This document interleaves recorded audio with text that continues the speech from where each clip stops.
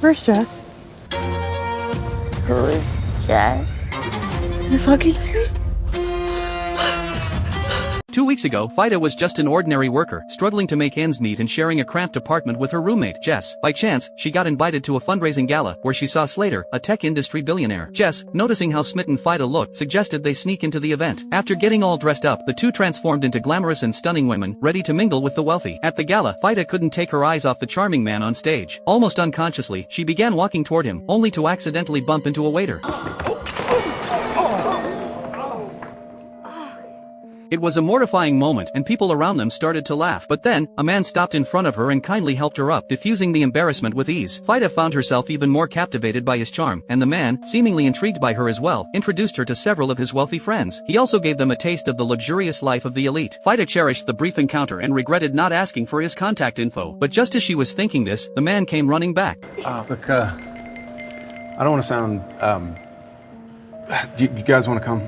Living in the lower ranks of society, Fidah and Jess couldn't pass up the chance to experience the life of the rich. Without hesitation, they boarded a private plane with a group of strangers. They were headed to a private island. The moment Fidah laid eyes on the island, she told herself she had to make the most of this opportunity. To her, this place was paradise, sun-drenched skies, lush greenery, and red-roofed mansions that screamed luxury. The girls were dying to move in right away. So when Slater asked them to surrender their phones, they didn't think twice. Soon, they were settled into the mansion. Everybody say, making memories! Making memories! On this island, everything food, clothing, shelter, was provided by Slater. To Fidah, this place was heaven on earth, free from the daily grind of worrying about expenses.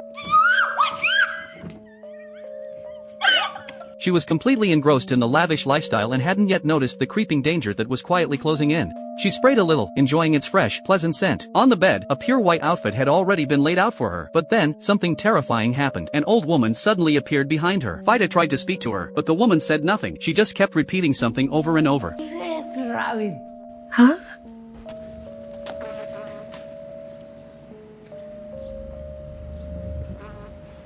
Red Rabbit.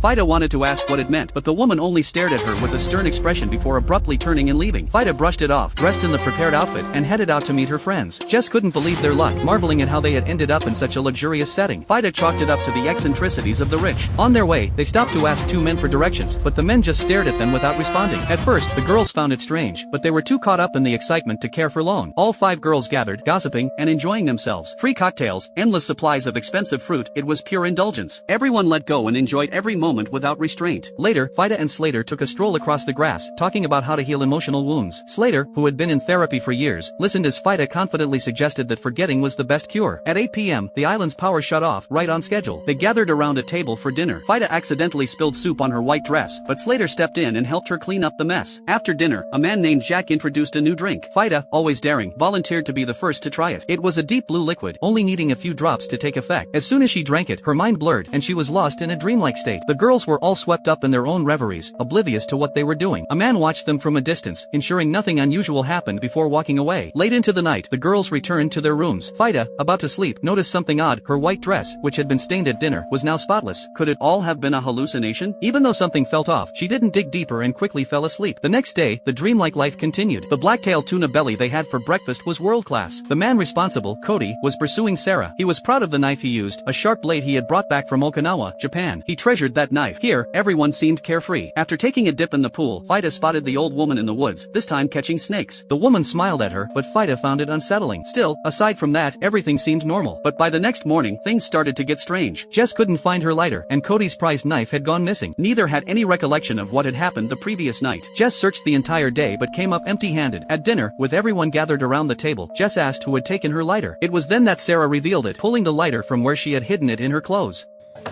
I don't even remember taking it. Oh, I gotta write my name on this fucking thing? Oh shit. After dinner, the party continued, but suddenly, a scream caught everyone's attention. Jess had been bitten by a snake hiding in the grass. Slater rushed over, dealt with the snake, and assured Jess she would be fine. However, as she stared at the wound, Jess couldn't help but worry and wanted to leave the island for medical help. Slater repeatedly told her there was nothing to worry about. Feeling uneasy, Jess was comforted by Fidah, but after days of reckless indulgence, Jess began to sense something was off about the island. Can't you feel it? There's something wrong with this place. Please. First time in my life I'm here. And I'm not invisible, so please. Despite her concerns, Jess decided to stay with Fido. However, later that night, Jess experienced another strange occurrence. Her nose started bleeding, and she appeared dazed. The next morning, Fido woke up early and wandered around the island. She discovered a small cabin and, inside, found several identical red paper bags. As she curiously approached the bags, the old woman from before mysteriously appeared behind her, calling her Red Bunny, just like last time. Intrigued by the bottle in the old woman's hand, Fido asked about it. The old woman told her to keep quiet and handed her a drink of green liquid. Fido took a sip, and immediately, a burning sensation filled her mouth and nose. It was the strongest liquor she had ever tasted. Curious about what was in it, Fido's mood quickly shifted when the old woman lifted a white cloth in the sink. Horrified, Fido fought the urge to vomit and fled the cabin. That night, the 5 girls ran across the grass, laughing and shouting. But soon, one of them questioned why they were running. None of them knew. They shrugged it off, laughing again, and eventually collapsed onto the grass, falling asleep. Fido's memories of the night were fragmented. She vaguely remembered Jess telling her to hide the knife. The next morning, Fido woke up to find her sheets stained with blood from her nose, and dirt stuck beneath her fingernails. Everyone looked rough that morning. Heather's hair had been mysteriously cut into blunt bangs, Sarah's arms were bruised, and Lucas sported a black eye, as if he'd been in a fight. None of them could recall how it happened. They chalked it up to roughhousing from the night before. Slater suggested they go out to sea to fish, but the girls were too exhausted. The guys left, while the girls stayed behind to rest. Before leaving, Slater gave Fido a tender kiss. The girls spent the afternoon doing face masks, but when Sarah asked for a lighter, Fido suddenly realized Jess was missing. Where's Jess? Who is Jess? Okay. Are you fucking with me? The 3 girls had no memory of Jess. No matter how much Fido pressed them, they all insisted they didn't know anyone by that name. Desperate, Fido asked Slater's assistant, Dace, but her response was the same. Fido's dread deepened. Determined, she went to her best friend's room, but when she opened the door, it had become a storage closet. She couldn't believe what she was seeing. She distinctly remembered coming to the island with her friend. How could she have vanished without a trace? In a panic, Fido slapped her own face, trying to snap herself out of what felt like a nightmare. As she stumbled, she accidentally bumped into a mirror, causing a specially designed knife to fall out from behind it. At that moment, there was a knock on the door. It was Sarah, who had found a lighter with Jess's name on it, proving Jess had indeed existed. But why had they all forgotten her? Fido explained that every morning, she woke up with dirt under her fingernails. Sarah, too, had been feeling uneasy. She had woken up with mysterious bruises all over her arms. They both had come to the island believing they were with a group of close friends, but through their conversation, Fido realized they had all been strangers before arriving. The 2 girls finally understood the strangeness of the island, but they still had no idea how their memories were being erased. Fido suddenly remembered the strange little cabin, and this time, she and Sarah went there together. Inside, they found the gift bags, each containing a perfume labeled Desideria. They realized the perfume might be connected to what was happening. They thought about calling the police, but all their phones had been confiscated by Slater. After calming down, Sarah pointed out that Fido was the only one who still remembered Jess. The other 3 girls had completely forgotten her. But why? Fido went over everything again in her mind. She remembered that Jess had been bitten by a snake and that she herself had drunk the bottle of liquor mixed with snake venom in the old woman's cabin. Maybe the venom was the key to restoring their memories. Desperate to recover what they'd lost, Sarah grabbed the bottle and took a big swig. But it would take time for the memories to return, and they started to worry about the 2 other girls who were still clueless about everything. Together, Fido and Sarah devised a plan to trick the others into drinking the antidote.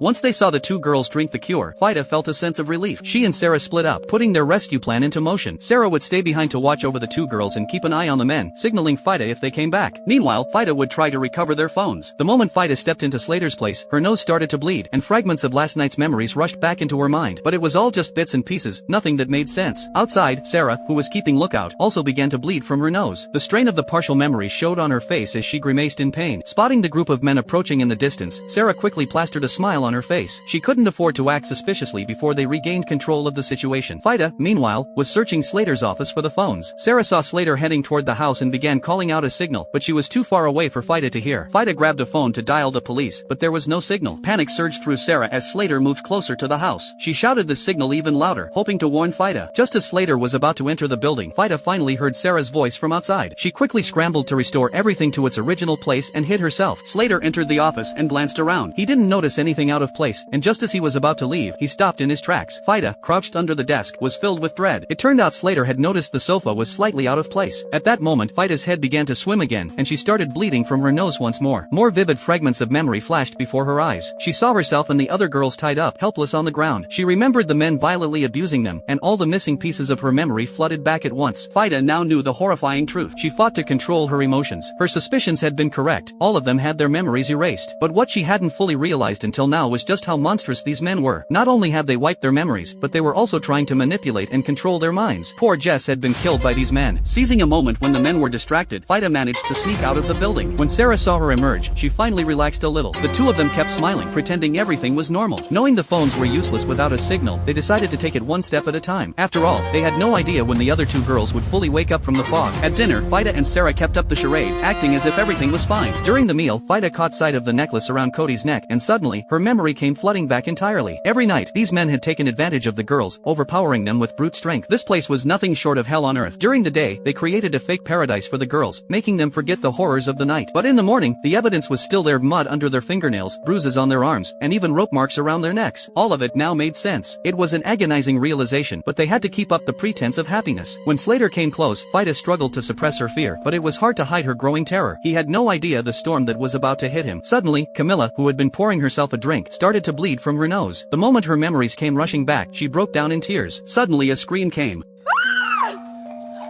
Camilla, who has regained her memory, has killed the chubby guy with a knife. Jack rushes over to help, but at that moment, Heather also fully recovers her memories. Panicking, Jack tries to flee, but Sarah snaps. Unable to bear the humiliation any longer, she drives a corkscrew into Cody, his screams piercing the night air. Heather, lying in wait, ambushes Jack, hitting him hard. Before he can react, she grabs a rock and smashes it against him over and over. Just when they think they've avenged themselves, the guards arrive and Heather loses her life. Vida escapes into the woods, exhausted and desperate to move quietly. She steps on a branch, the cracking sound immediately setting her on edge. Turning to check behind her, she's relieved not to see anyone following, but in the next instant, she's face to face with one of the guards. Vida is captured, but Sarah comes just in time to take out the guard. Meanwhile, Slater drags the injured guests into his office. Watching Camilla's crazed state, he presses his foot against her throat, coldly watching her life drain away. He sends Cody into the woods to hunt down the two girls, but Cody is already weakened by his injuries and quickly falls to Sarah's hand. Vida returns to the room, searching for the special knife hidden behind the mirror, but she trips, scattering the photos she was hiding in her chest. Among them, she notices a photo of herself with long, flowing hair. Had she been here before?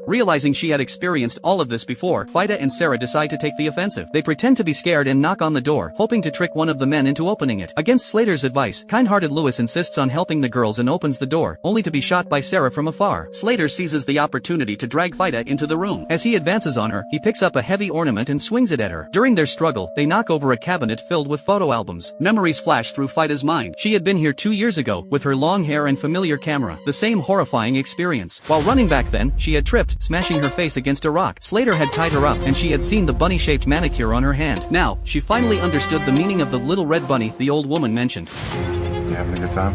I'm having a great time. 2 years ago, Vida had regained her memories and bitten off Jack's pinky finger during his attack. That's why Jack had been so afraid to approach her this time. As Slater gloated about his research, Vida silently picked up a shard of glass and tried to cut herself free. Outside, Sarah became frantic as Vida hadn't returned. She tried to break the door open, but when her bullets ran out, the door remained closed. Slater heard the shots stop and realized what had happened. He ran out after Sarah, who hid in the pool, but he quickly dragged her back by her hair and tied her up just like Vida. Although Vida had freed her hands, she still couldn't summon the courage to stop the deranged Slater. Just as the blade was about to slice Sarah's throat, Slater suddenly stopped. He looked down at the knife confused, and started to ask what was going on. He stumbled around the room, lost in thought, before tripping and hitting his head on the table, knocking himself out. It turns out that Vida had slipped perfume into Slater's e-cigarette when he chased Sarah earlier. One puff, and all his memories were wiped clean. In the end, Vida and Sarah escape. You sure you know what you're doing?